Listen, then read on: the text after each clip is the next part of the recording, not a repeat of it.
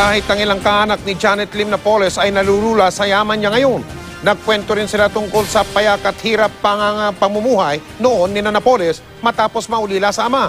Mula sa lungsod ng Zamboanga nakatutok live at eksklusibo si Haji Rieta. Haji.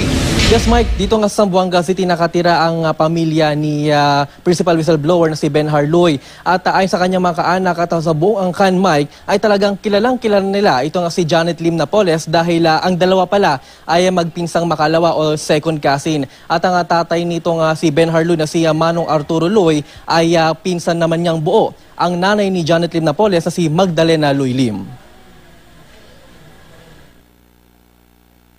Birthday ngayon ni Mang Arturo, ama ng whistleblower na si Ben Harloy. Kaya ang mga kamag-anak nila mula Basilan nagpunta rito sa Zamboanga City.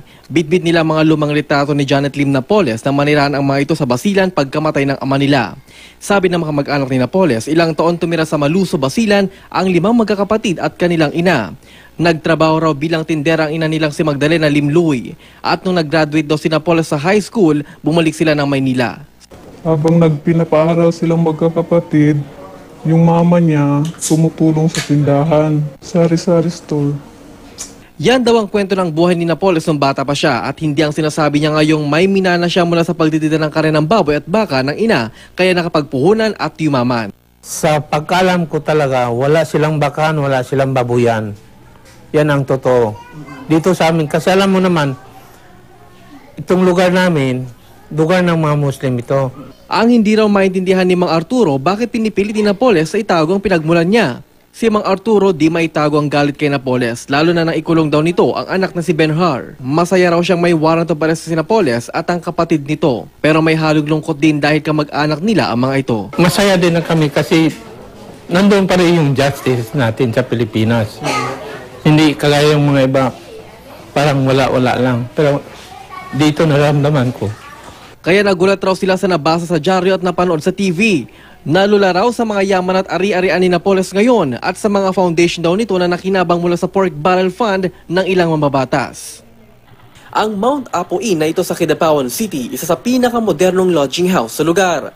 Pag-aari raw ni Napoles. Sinasabing galing Kidapawan ng asawa ni Napoles na si retired Marine Jimmy Napoles. Base sa record ng Kidapawan City Treasury Office, ang nakarehistrong may-ari nito ay isang Jo Christine Lim Napoles, anak ni Napoles na mula sa OFW party list. Sabi ng City Treasury Office, hindi pumapalya at mahusay raw magbayad ng business tax ang Mount Apo Inn.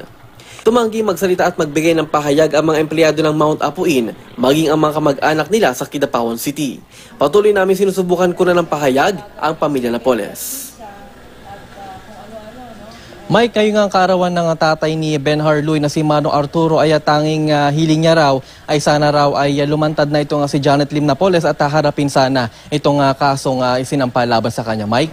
Lilinawin ko lang, Haji, si Ginang Napoles ay original, tiga Maynila o tiga dyan sa Zamboanga? Paano nga ba, Haji?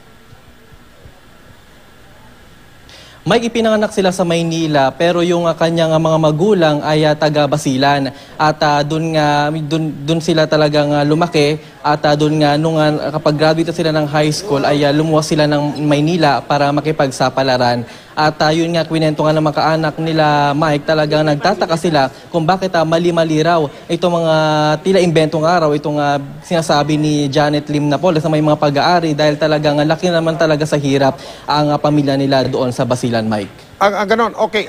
Haji, meron bang pahiwatig dyan kung yung mga taong nakausap mo dyan sa Zamboanga ay may ikangay hint o kung meron silang impormasyon kung saan ang mga posibleng lugar na pupuntahan ni Mrs. Napoles bukod doon sa mga alam na mga tirahan niya tulad ng condominium dyan sa May Bonifacio Global City, Haji?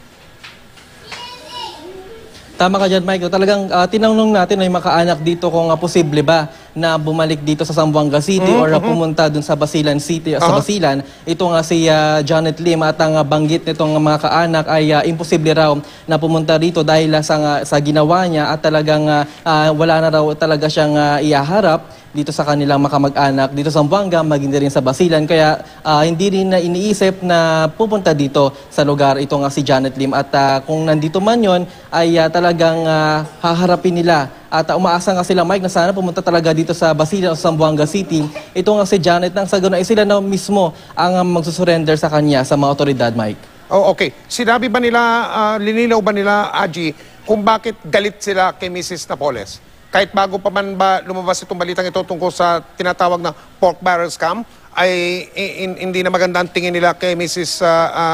Napoles o ngayon lang, Haji?